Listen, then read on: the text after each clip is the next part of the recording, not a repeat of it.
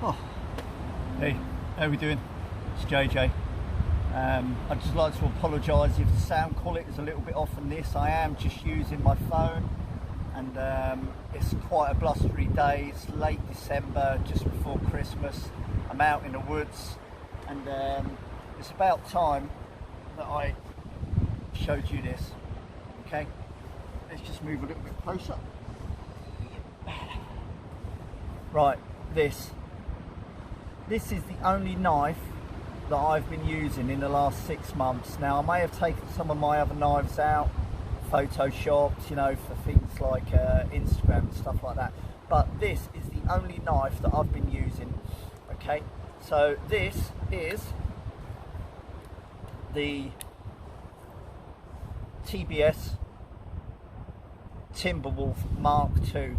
This was brought out about 6 months ago. I was very lucky enough to be given the first one on the day that it actually got released onto the website. I was asked to pop into the store and grab one of these.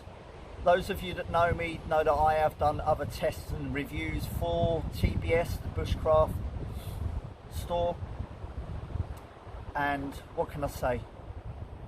Normally I get given a knife, I use it a few times, you do a review and that.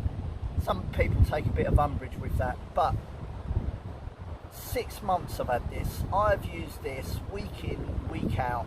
Everywhere that I've been, it's been the only knife that I've used.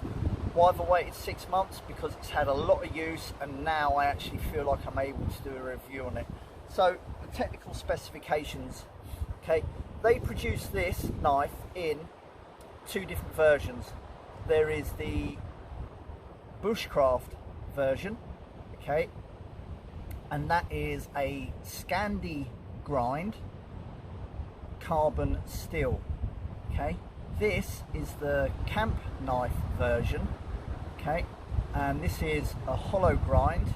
You can see as I'm turning that where it actually changes from the top down to the bottom and gets a lot thinner. So this is a hollow grind stainless steel. It's N695 from Bohlers, B-O-H-L-E-R-S. I never know how to pronounce that, but there we go. 115mm drop point on the blade, 4mm thick on the spine. The length of the handle is 120mm. Okay, this has a much more pronounced finger guard. You can see that there if I turn it.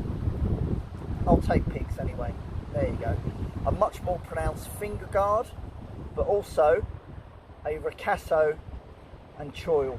Okay, so this is really good for finger indexing, for really pushing along wood, and there's no sort of slippage. Because of the way that this comes down, your finger really indexes in there and it will actually push it away from the blade. So there's a little nook there and then it rises back up. A ricasso and choil. A lot of bushcraft knives, you know, now they literally just, the blade goes straight into the handle. They've really thought this out so that safety comes first. I was asked to do the camp knife because I'm trying to get a lot more into my cooking.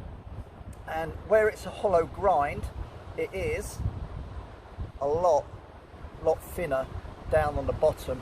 So in terms of food prep, it's not as thick and meaty for chopping. It's absolutely brilliant. I will try and throw some pics in of my food prep with this. Great for food prep, chopping onions, chopping other bits and that up. Absolutely fantastic.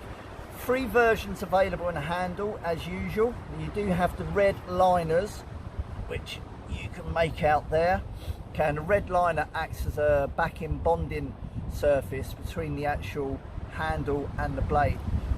Black Mccarter, Turkish Walnut and curly Birch.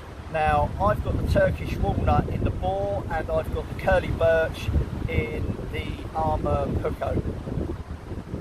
I absolutely bloody love this knife. I'm going to be honest with you, the Armour Pucko is my favourite knife out of all of theirs, okay?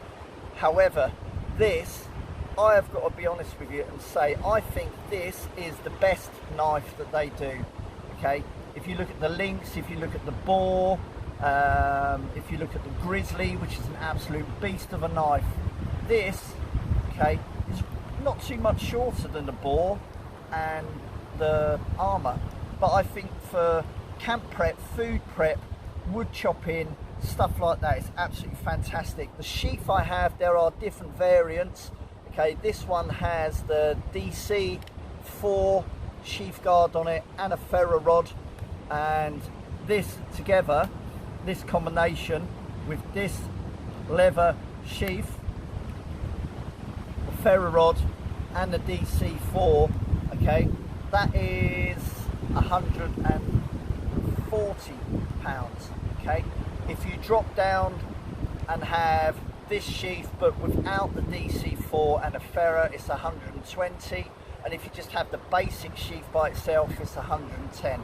Pretty damn decent. As I say, I think out of all the knives that they do, it is absolutely spot on. You know, it will take a bit of a battening,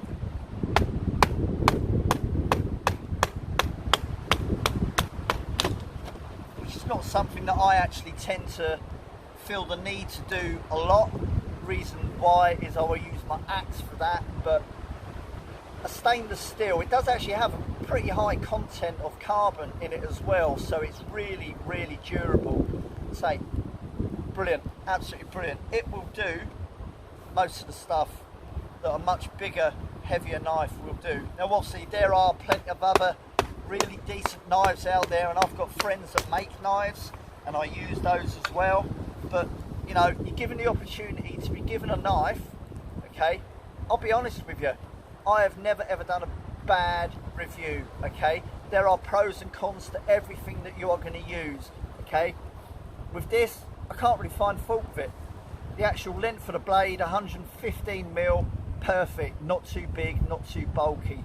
The handle, okay, I'm reasonably slender and thin in the hands, it's a really good fit. That finger guard with the ricasso and choil, absolutely fantastic. Tbs Timberwolf Mk2, fantastic. Out of all their knives, and I do generally mean this, the Armour Pucko, the Boar, the Lynx, the Grizzly, I think that is the best knife they do. If you want something a little bit bigger, then they're the ones to go for. If you don't want the camp knife, okay, the bushcraft is going to be absolutely spot on for you. Okay, slightly different change with it being a Scandi grind and carbon steel, but this stainless hollow grind drop point, it's just absolutely brilliant for, you know, just getting shavings off of things. You can do feather sticks really easy and that. It's absolutely perfect. Fits really well in the hand. Chucking it down with rain, perfect. Fits really well in the hand. It's comfortable to use.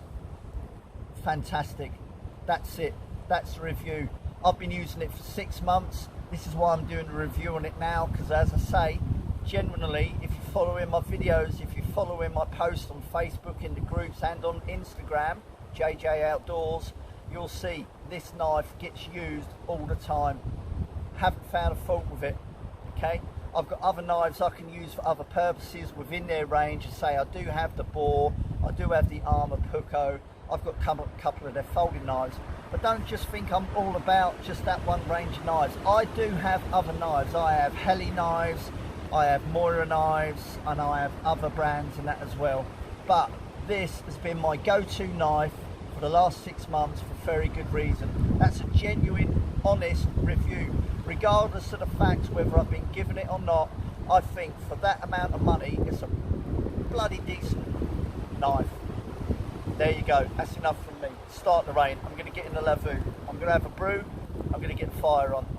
Thanks for tuning in, catch up again soon. Knife, knife, knife, knife, knife, knife, knife. Stop me now, airplane's going. Bye.